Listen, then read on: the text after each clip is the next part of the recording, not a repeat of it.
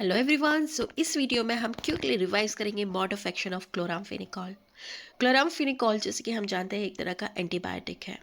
Antibiotic क्या करता है? माइक्रोबियल डिवीजन को रोकता है। ओके, सो क्लोरामफेनिकॉल किस तरह से वर्क करता है? ये बाइंड करता है किससे? 50S राइबोसोमल सब यूनिट ऑफ बैक्टीरिया। अब राइबोसोम का काम क्या होता है? प्रोटीन का सिंथेसिस करना। तो ये जो ड्रग है वो राइबोसोम पे जाकर बाइंड हो जाएगी। कौन से राइबोसोम? 50S राइबोसोमल सब यूनिट।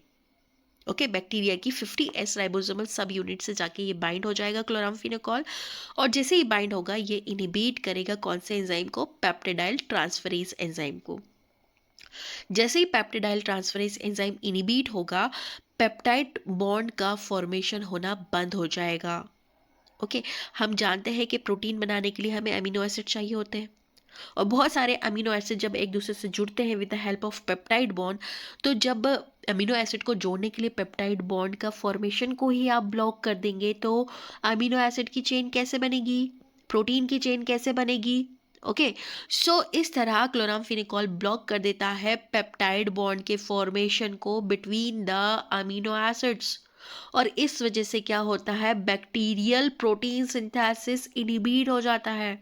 बैक्टीरिया के अंदर प्रोटीन का सिंथेसिस होना बंद हो जाता है, और इस वजह से ये जो ड्रग है बैक्टीरियोस्टैटिक इफेक्ट देता है। बैक्टीरियोस्टैटिक मतलब बैक्टीरिया का ग्रोथ होना बंद हो जाएगा, स्टॉप हो जाएगा। एक इफेक्ट होता है बैक्टीरियोसिडल। सिडल मतलब बैक्टीरिया को ही आपने किल कर दिया है, बट बैक्टीरियोस्टैटिक इफेक्ट मतलब होता है कि आपने बैक्टीरियल ग्रोथ को स्टॉप कर दिया है।